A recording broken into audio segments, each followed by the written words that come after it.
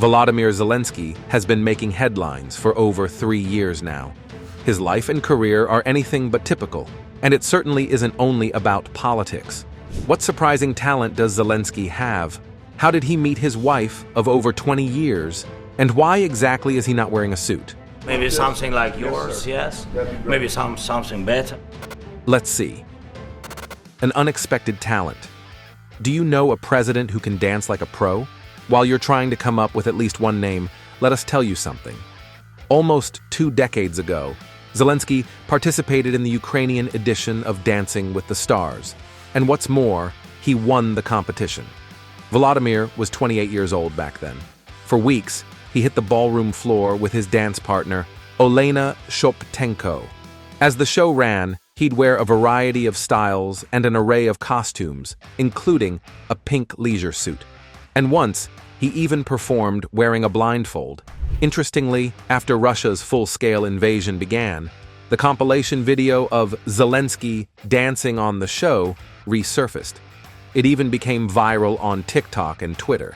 Volodymyr received a lot of praise for his skills on social media. Indeed, viewers were surprised to see how much he could do. Oh, and here's something else that may shock you. Zelenskyy gave his voice to Paddington the bear in the Ukrainian dubbing. Oh. And we're moving on to the next fact. A family man. Volodymyr and his wife, Olena, have been together since their university years. Back there, she studied architecture, and he pursued a law degree. After they met, he immediately got attracted to her. But it took Volodymyr some time to pick up the courage and ask Olena out. The two of them started dating in 1995. 8 years later, the lovebirds tied the knot. As time went by, Volodymyr and Olena welcomed 2 children, daughter Alexandra and son Kirilo. Being married for over 20 years, they keep the spark alive and support each other in everything. That is my love and that is my best friend, so that is my energy. These days, Olena is an avid advocate for women's and children's rights, as well as mental health. And she frequently talks about the bravery of Ukrainian military women. Of course, their family life has been severely disrupted by the ongoing war, just like it happened to many other Ukrainian households. Volodymyr practically lives at work, but his wife is there for him whenever she can. Recently, they visited Finland together, although she had her own schedule there. She met with business people and philanthropists to talk about her education project called the Superheroes School. So unlike most other first ladies, Olena keeps on working.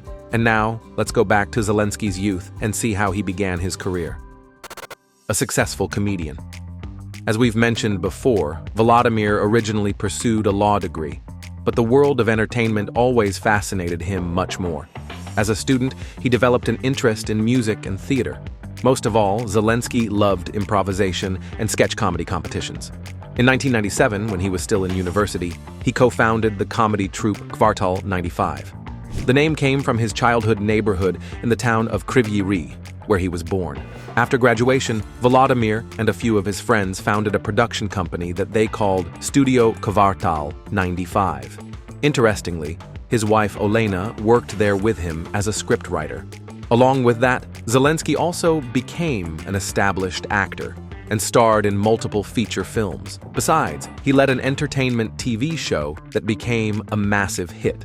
Titled Evening Kvartal, it could be called an analog of Saturday Night Live, with a sketch comedy program.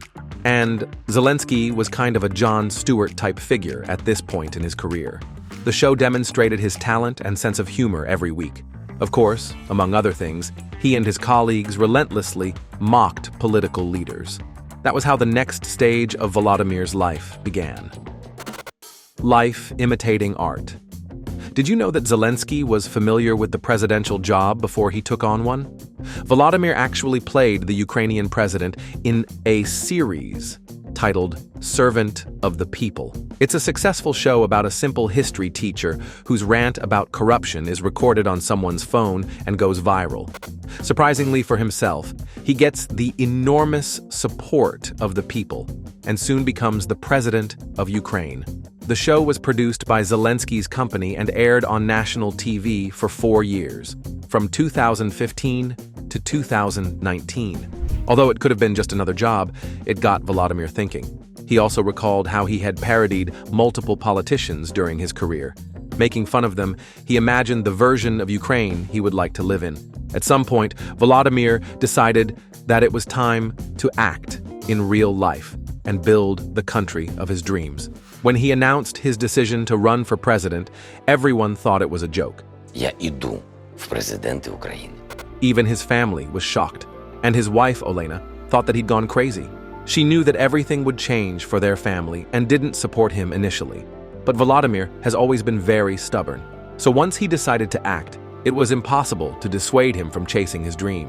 Eventually, Zelensky managed to convince his wife and many others that he had a vision for a better future for Ukraine.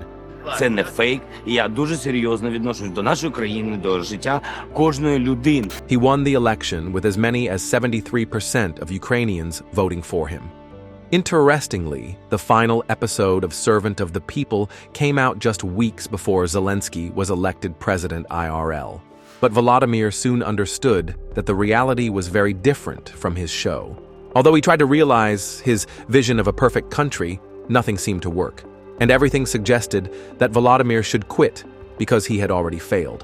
During the first years of his term, his popularity declined day by day as Ukrainians didn't like most of his decisions. Then the pandemic began, and it got even worse. But all of this was nothing compared to what happened next. I need ammunition, not a ride. Some people say that Zelensky did nothing to stop the war with Russia, but it's not true.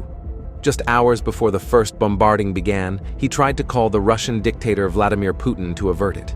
He said that the two countries didn't need a war, but his appeal was met with silence. In this David versus Goliath kind of scenario, Zelensky gave a warning to the invaders. Наступая, вы будете видеть наши лица. Не наши спины, наши лица. Ever since then, the president has been wearing military-style clothing. And he highlighted more than once that he'd wear a suit again only after the war is over. Besides, President Zelensky assured his people of one thing from day one of the full-scale invasion of Ukraine, that he'd never leave them. All of us are here. Our military are here. Our civil servants are here, defending our independence and our state. And we mean to keep it that way. Volodymyr refused to flee, even though he knew that he was target number one for Russian troops. In the first week of the war alone, there were reportedly 3 attempts on his life. But Zelensky didn't back down. He even refused when the United States offered to evacuate him, saying he needed ammunition, not a ride. By doing this, he became a national hero and earned respect from people all around the world. He's not fleeing. He's not abandoning ship. He's staying. He's like the captain of the Titanic if the Titanic spent 5 days successfully beating the iceberg. His first international visit after the invasion began was in December 2022, when he went to the US for a White House meeting. Against all odds and doom and gloom scenarios, Ukraine didn't fall. Ukraine is alive and kicking. Zelensky continues to follow his principles. He only leaves the country to meet other politicians and talk at war-related conferences and summits. He stands up for his people, ensuring that they have lasting peace in the future. Just to know that our army is strong, that our partners with us, and that we have security guarantees. And to this day, even more than 3 years after the war began, the president continues to talk to his people almost daily.